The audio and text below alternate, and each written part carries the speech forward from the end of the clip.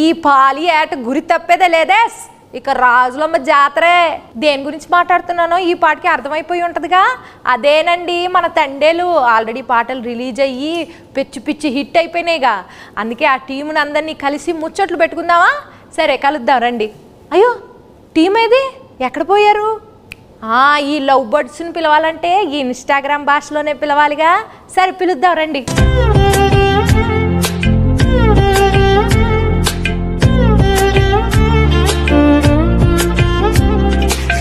నమస్కారం అందరికి. ఎలా ఉన్నారు అందరూ? ఎందుకు పల్లవమ్మా అలా నవ్వుతున్నావు? స్లాంగ్ మారింది, మెథడ్ యాక్టింగ్ అంటారు కదా, అలాగా కొంచెం శ్రీకాకుళం స్లాంగ్ బానే ఉందండి. మీరు ట్రై చేస్తే మాకు తమ్మునేళ్ళు నెయిలింగ్లు బాగా వస్తాయండి. మరి మా శ్రీకాకుళంలో శాపలాలు మేము అంతేనండి. శాపలాలు మా గురించి సినిమా తీశారు మీరు, చందుబాబు గారు. మరి ఆ సినిమాలో మీరు ఒక్కొక్క క్యారెక్టర్ని ఆ ప్రదేశానికి వెళ్ళి మరి చెక్కింగ్లు చేసి మరి తీసారా?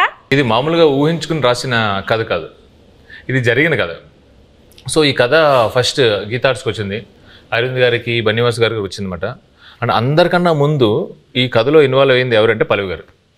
మాకన్నా ముందు ఆబ్వియస్లీ ఏంటి అబద్ధం చెప్తుంటే అలా చూస్తారు నా వంక. ఇదే నిజమే కదా ఫస్ట్ రియల్ ఫ్యాక్ట్.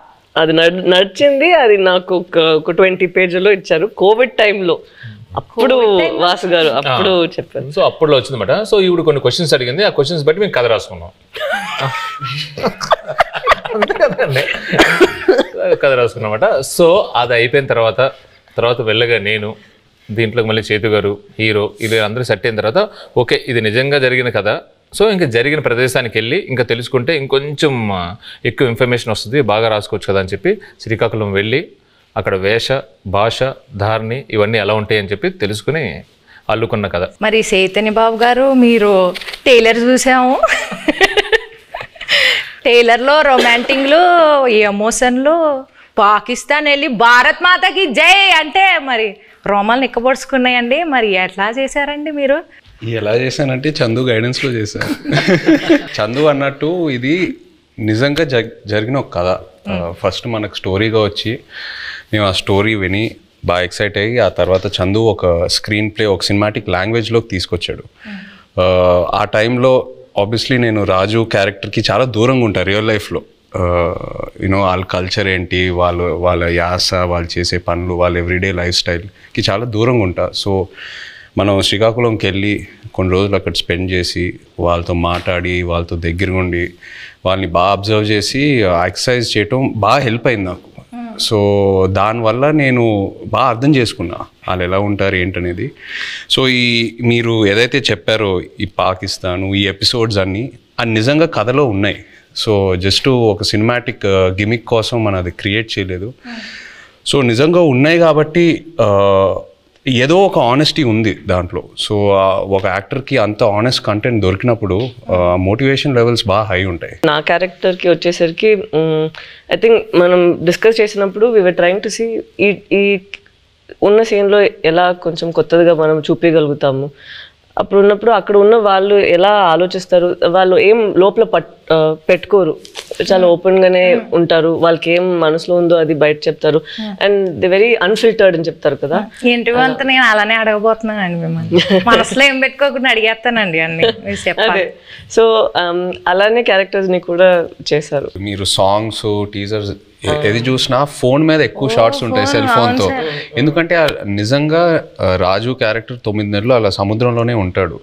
ఓన్లీ 3 నెలలు ఊరు శ్రీకాకుళంకి వచ్చి సత్యత బుజ్జితల్లితో ఉంటాడు. సో ఇంకా ఆయన ఆ 9 monthsలో కూడా వాళ్ళు జట్టీకి వచ్చిన ఆ 2 రోజులకే ఫోన్ సిగ్నల్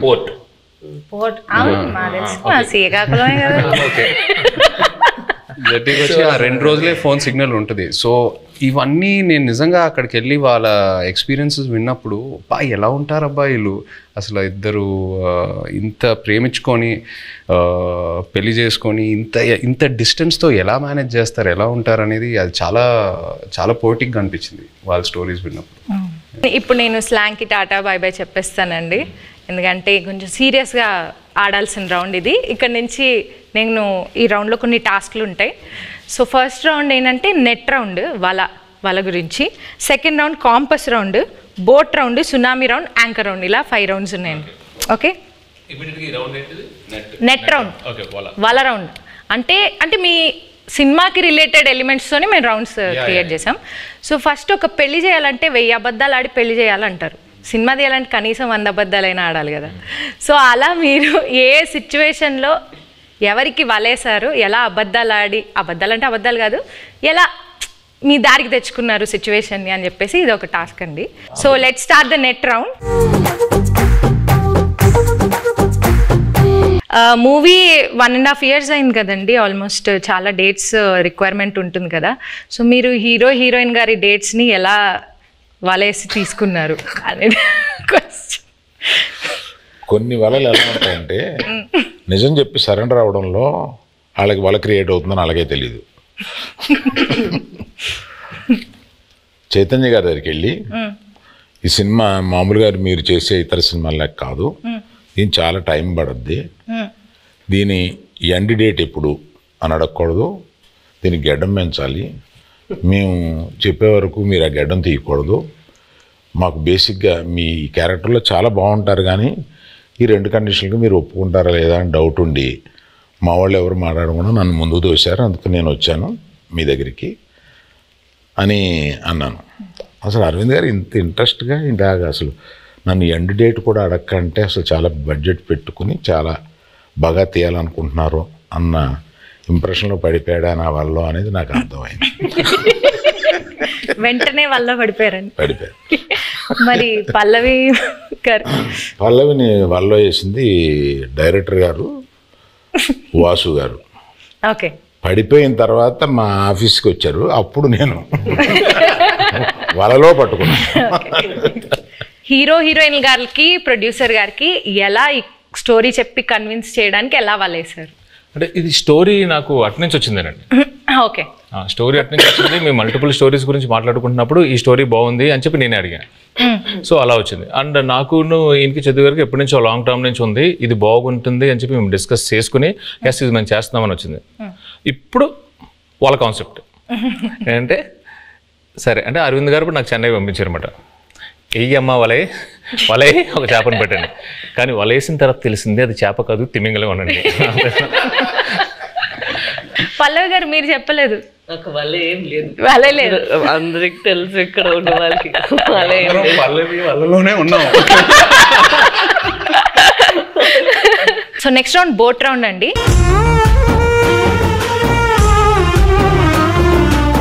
ఈ రౌండ్కి తండేల్ అంటే క్యాప్టెన్ కదా, సో అరవింద్ సార్ ఈ రౌండ్కి కెప్టెన్ సార్, మీరే ఈ బోట్ని నడిపే కెప్టెన్. మిగతా క్రూ మెంబర్స్ సార్, వాళ్ళని అడిగిన క్వశ్చన్స్కి వాళ్ళు ఎలా సమాధానం చెప్తున్నారు మీరు మార్క్స్ వేయాలి sir. Sir Arvind sir, cinema beginning నుంచి ఎండింగ్ లోపల మీరు ఏదైనా ఫేస్ చేసిన బిగ్గెస్ట్ స్టామ్ ఉందా, అదేంటి? బిగినింగ్ నుంచి ఎండ్ వరకు ఒకే స్టామ్ ఉందమ్మా, బడ్జెట్. అదే పెద్ద స్టామ్. ఈ స్టామ్లో నేను మామూలుగా మామూలుగా వెళ్ళిపోయి సరదాగా వచ్చి బడ్జెట్లో అనుకున్నాం, కుదరలేదు. మధ్యలో స్టామ్ వచ్చి బడ్జెట్ పెరిగింది. షూటింగ్లో ఎలాంటి ఛాలెంజెస్ ఎదుర్కొన్నారు? దీనికి రెక్కి చేసేటప్పుడు ఒకసారి సముద్రంలో పడిపోయింది మా పడవ. ఆల్మోస్ట్ ఒక కింద అంటారు కింద రాక్ ఉంటుందని మాకు తెలియలేదు. సో టప్పని ఇరుక్కుపోయి పడవ సగం ఇరిగిపోయి ఇలా అయిపోతుంది అన్నమాట.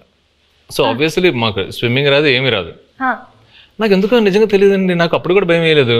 జారిపోతున్నారు, టైటానిక్లో జారిపోయినట్టు జుమ్ అని జారిపోతున్నారు. అసలు మీకు దేనికి భయం వేస్తుందండి? మీకు భయం అనేది లేదు కదా అసలు. అది చెప్ప మా వైఫ్ అంటే భయం అంటండి, అది ఆబ్వియస్లీ భయపడాలండి. సో సాయి పల్లవి గారు, సో మిమ్మల్ని బాగా కష్టపెట్టిన సీన్ కానీ డాన్స్ సీక్వెన్స్ కానీ ఏమైనా ఉందా? చెప్పండి. అవన్నీ ఉండవు జూజీబీ. నెక్స్ట్ లేదు, అట్లేం లేదు. కరెక్ట్గా అది ఎగ్జిక్యూట్ చేయాలి, కరెక్ట్గా మనం యాక్ట్ చేయాలి అనే ఆ ప్రెషర్ ఉంటుంది కదా, అంతే ఉంటుంది. అండ్ తను చెప్పినట్టు చాలా కూల్ డైరెక్టర్గా ఉన్నారా. సో ఎప్పుడైనా చాలా భయం వచ్చింది ఈ సీన్ ఎలా చేయబోతున్నాం అంటే నేను చూసుకుంటాము అలా ఉంటారా, అదే నాకు పెద్ద భయం. ఏంటి ఇంత కూల్గా ఉన్నారు అలా అయిపోయి. ఈ బోట్లో ఎనర్జీ తగ్గినప్పుడు, అంటే ఈ బోట్ ప్రయాణం అంటే మూవీ ప్రయాణంలో ఎనర్జీ తగ్గిపోయినప్పుడు మీరు ఎలా మీ కో యాక్టర్స్ని కానీ మీ టీంని ఎలా మోటివేట్ చేసేవాళ్ళు? ప్రతి ఎపిసోడ్ ఈ సినిమాలో చాలా పెద్ద ఎపిసోడ్. పాపం అరవింద్ గారికి ఆయనకి బాగా ఆయన హీట్ మ్యాక్సిమం ఆయనే ఫేస్ చేశారు. కానీ మాకు ప్రతి ఎపిసోడ్ ఒక ఛాలెంజింగ్ ఎపిసోడే. అండ్ సముద్రంలో చాలా వరకు షూటింగ్ చేసాం ఈ సినిమా. అండ్ సముద్రంలో చేయటం not at all easy. So షెడ్యూల్కి కొంచెం గ్యాప్స్ ఎక్కువ తీసుకునేవాళ్ళం. మీరు ఆ పెద్ద బోట్లో ఉంటే లైఫ్ బోట్లో, పెద్ద బోట్ సింక్ అవుతూ ఉంటే లైఫ్ బోట్లోకి ఎక్కాలన్నారు కదా. నాకు ఆ సిచ్యువేషన్ వచ్చుంటే, నేను పెద్ద బోట్లో ఉన్నా, స్టామ్ వచ్చింది, నేను చందుకు ఫోన్ చేస్తా, చందు నన్ను కాపాడు చందు అంటే, తను ఒక లైఫ్ బోట్లోకి వచ్చి నన్ను లైఫ్ బోట్లో పెట్టి తను వెళ్ళిపోతాడు. నన్ను మధ్యలో ఆ లైఫ్ బోట్లో వదిలేస్తాడు. I will come in some time, మీరు అక్కడే ఉండండి, నేను కొన్ని రోజుల్లో వస్తా, డోంట్ వరీ. అక్కడే ఆ లైఫ్ బోట్లో నాకు స్నాక్స్, ఒక ఎంటర్టైన్మెంట్ అన్నీ నన్ను కంఫర్ట్గా పెట్టి నేను వస్తా. ఒక 1-2 monthsలో వస్తా, వచ్చి పికప్ చేసుకుంటా. అంత కూల్గా ఉంటాడు మా చందు. సో మీరు మధ్యలో వదిలేస్తారు అలాగా? మధ్యలో వదిలేదండి, ప్రిపరేషన్ కోసం. అలా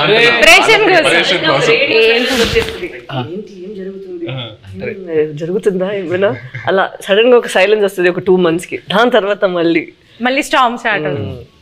మేము కలెక్ట్ చేసిన ఇన్ఫర్మేషన్తో కానీ మీరు రాసుకున్న స్టోరీలో ఇంటర్వల్ కంప్లీట్ వేరండి. ఒకసారి మళ్ళీ మనం వెళ్ళినప్పుడు మొత్తం అంతా అక్కడ శ్రీకాకుళం వెళ్ళి మొత్తం రీసెర్చ్ చేస్తున్నప్పుడు ఇంకా డీప్ అండ్ డెప్త్గా ఆ 22 మందిని కూర్చొని వాళ్ళని వీళ్ళని అడిగితే, అప్పుడు వాళ్ళు అక్కడ ఫిషింగ్లో ఉన్నప్పుడు వాళ్ళకి ఒక 2017లో ఒక స్టార్మ్ వచ్చింది. నిజంగా వాళ్ళ పడవలు ఎలా అయ్యాయి, ఒక పెద్ద కార్గో షిప్ ఎలా వచ్చింది, దాన్ని ఎలా ఫేస్ చేశారు, ఇవన్నీ విన్న తర్వాత అప్పటికే బడ్జెట్ ఫిక్స్ అయిపోయింది. మెల్లిగా పిల్లిలో వచ్చాయి మళ్ళీ అరవింద్ గారి దగ్గరికి వచ్చి, అరవింద్ గారు అంటే మన ఇంటర్వల్ని మొత్తం ఇప్పుడు ఏదో నార్మల్గా అక్కడ ఎవరు ఓకే చెప్పింది వాసువే కదా, విని యాస్టేజ్ చేయాలి సార్, మనం ఇది యాస్టేజ్ చేస్తున్నాం దింపుతున్నాం మనకే కదా ఎంకరేజ్. అవును చెప్పింది. నా దగ్గరికి వచ్చి అప్పుడే ప్రపోజల్ చెప్పారు, మీరంతా డిసైడ్ చేసుకున్నా వాసు అక్కడ ఫిక్స్ అయినారంటే అమ్మా సూపర్ అంతకన్నా అని చెప్పాము. అప్పుడు ఆ స్టార్మ్ సీక్వెన్స్ వచ్చింది. మెల్లగా మా ఛాంబర్ రూమ్ ఒకటి ఉంటుంది, మాకు ఏం మాట్లాడుకున్నా కంపెనీ రూమ్ అన్నట్టు. సో అరవింద్ గారితో కూర్చోబెట్టి మెల్లగా చెప్పి నన్ను అప్రూవల్ చేశారు. సీరియస్గా చెప్పనంటే ఈయన బడ్జెట్ గురించి మాట్లాడుతున్నారు, కానీ మధ్యలో నేను అలిగేసి నాకు ఇది వద్దు నేను చేయను అని చెప్పాను. ఆ స్టార్మ్ సీక్వెన్స్ వద్దు అరవింద్ దగ్గర, మామూలుగా వెళ్ళిపోతాం అంటే ఆయనే నో, ఇప్పుడున్న ఆడియన్స్కి ఆ స్పాన్ తెలియాలి, అది కావాలి అని చెప్పి ఆ స్టార్మ్ని ఆహ్వానించింది ఆయనే. సీరియస్లీ. నాగ చైతన్య గారు మ్యూజిక్ గురించి కొంచెం మాట్లాడతారా? డిఎస్పి గారి మ్యూజిక్ ఎలా ఉంది? బయట ట్రైలర్లో ఒక జైల్ ఎపిసోడ్ అయినా, ఒక స్టార్మ్ సీక్వెన్స్ అయినా, ఏది చూసినా ఈ సినిమా సోల్ అనేది ఒక లవ్ స్టోరీ. అండ్ ఒక లవ్ స్టోరీకి ఎప్పుడు ఒక అద్భుతమైన ఆల్బమ్ కావాలి. దేవి గారు మనకి ఒక అద్భుతమైన ఆల్బమ్ ఇచ్చాడు. మొన్న హైలసో పాట కూడా రిలీజ్ అయిన తర్వాత అమేజింగ్ రెస్పాన్స్. అంటే బుజ్జి తల్లి తర్వాత ఇంకా ఏ పాట అయినా అందుకుంటుందా అని ఒక చిన్న క్వశ్చన్ మార్క్లో ఉన్నాను.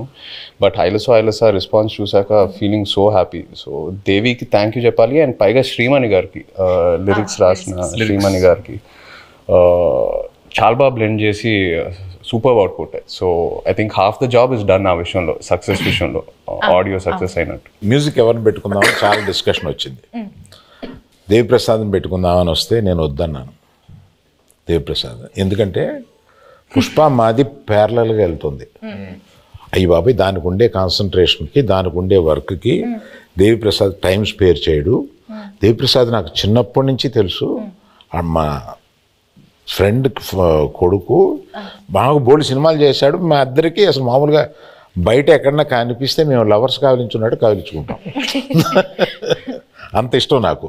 కానీ ఈ సినిమా కరెక్ట్ కాదా అని ఇలాగా సందేహపడుతూ రోజు డైనింగ్ టేబుల్ బన్నీతోటి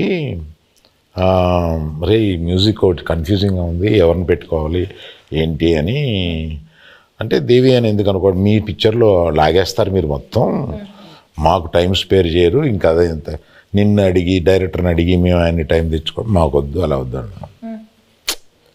లవ్ స్టోరీ అన్న తర్వాత దేవి ఆలోచించక అన్నాడు.